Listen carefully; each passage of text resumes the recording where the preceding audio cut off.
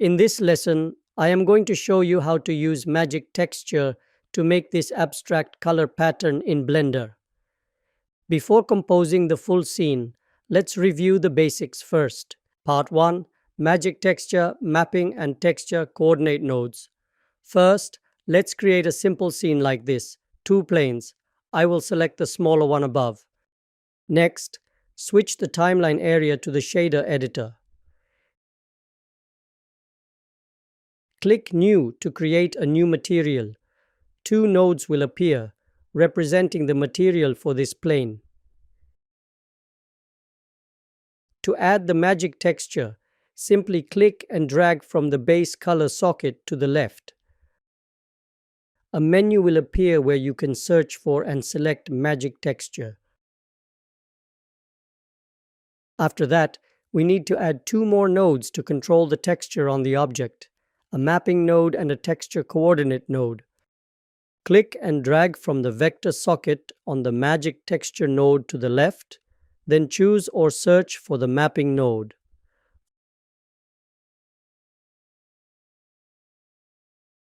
Finally, click and drag from the vector socket on the mapping node and connect it to the texture coordinate node. Change the output type to object. Remember, the texture coordinate node decides where the texture sits on the model. The mapping node then lets you move, scale, or rotate that texture. Together, they give you full control over texture placement without modifying the object's geometry. Now switch to rendered mode. On the magic texture node, you will find three main parameters that control the patterns on the plane. Depth adds more layers and detail. Higher values create more swirls and complexity. Let's set it to 5. Scale changes the overall size of the pattern. Lower numbers make the patterns bigger. Let's set it to 1. Distortion controls how twisted or wild the pattern looks. Low values keep it smooth, while high values make it chaotic and warped. Let's set it to 2. As you can see, the patterns are now clearly formed. Feel free to experiment with different values. For the texture coordinate node, try different options such as UV or generated to see the difference. We chose object, so the texture is placed starting from the object's origin.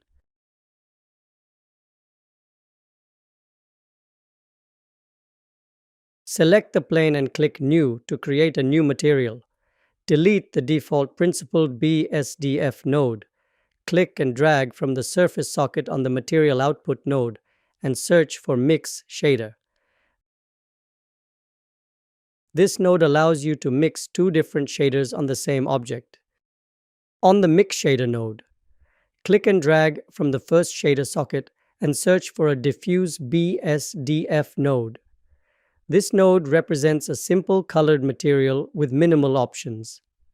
Repeat the same process for the second shader socket and add another diffuse BSDF node. Now change the colors.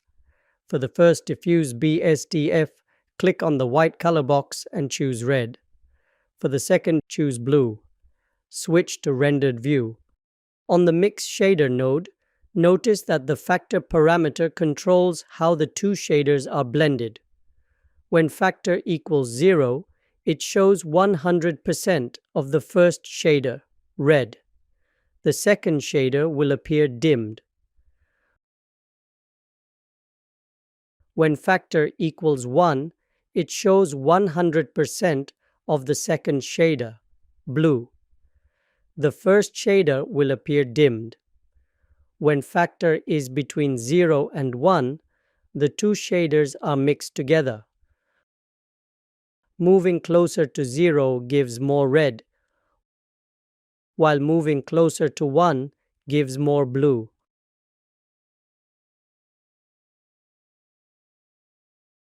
Starting from the previous scene, let's add a sphere.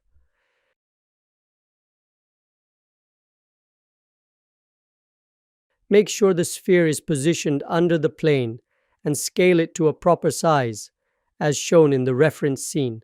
Assign a material to the sphere and change its color to green.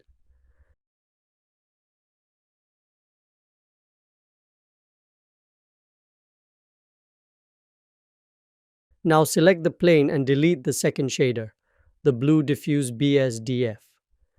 Click and drag from the second shader socket on the Mix Shader node and search for the transparent BSDF node. Switch to Rendered View. As you can see, the plane is now semi-transparent. When you reduce the factor value to 0, the plane becomes fully opaque with the red color. When you increase the factor to 1, the plane becomes completely transparent. Any value between 0 and 1 creates a semi-transparent effect with a reddish tint.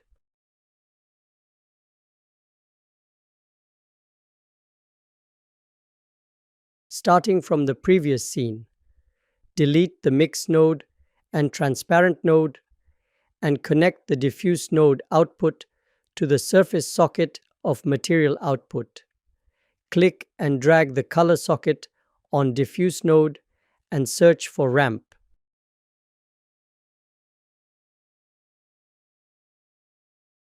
On Color Ramp node, we have Color Stop, which are points along the ramp where colors are defined. You can click on the color stop and change its color.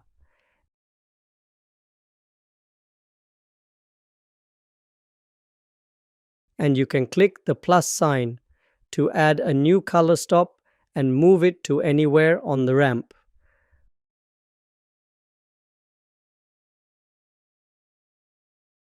By clicking the minus sign, you can delete that color stop.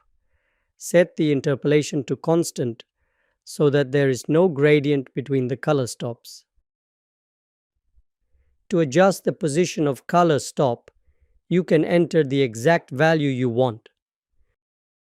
To place the colors correctly on the plane, we should add texture coordinate. Make sure the output of this node is set to generated. So, the texture place starting from the object's center. I will add a color stop and make it white in color. Let's adjust the color stops to have the following color arrangement on the plane.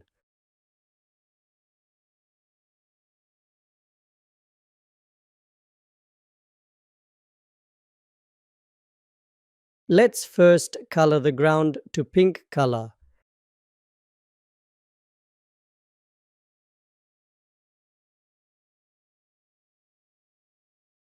Then select the plane again.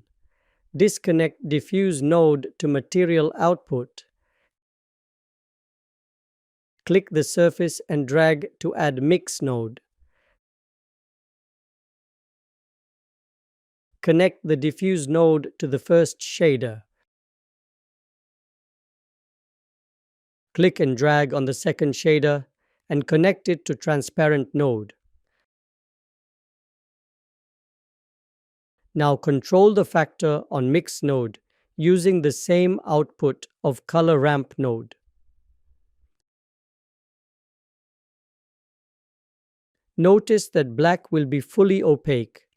The white color in the middle will be fully transparent, whereas red becomes semi-transparent.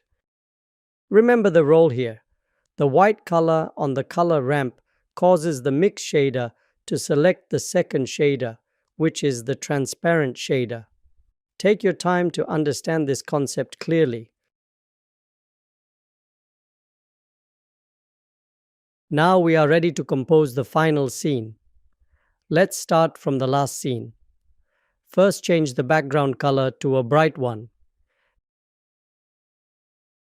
Now disconnect Coordinate Texture from Color Map node. Connect the Factor socket of Color Ramp to the Magic Texture node. Change the values of Magic Texture to 5, 1, and 4 or any values of your choice. Connect the vector of Magic Texture to Mapping node and the vector of Mapping node to Texture Coordinate. You may use generated or object output of texture coordinate. I will choose generated object. So the texture placed from the center of the object, not the origin, but you can test both of them. Change the black color to blue.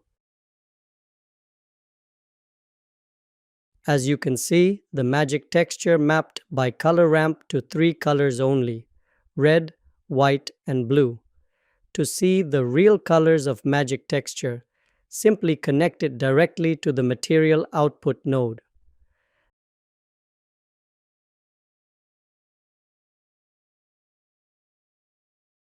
Now return things back.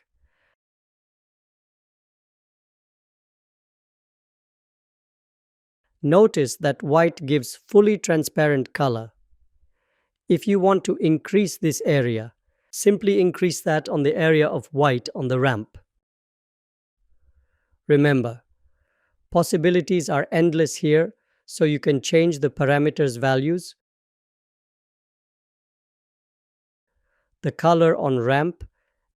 Now let's apply this material on a sofa object. Copy the nodes from the plane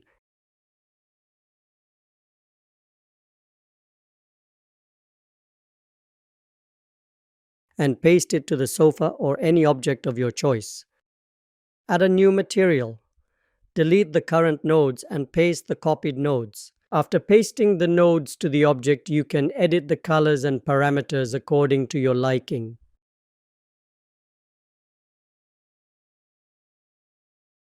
And you will end up with scene like this. Thank you for watching.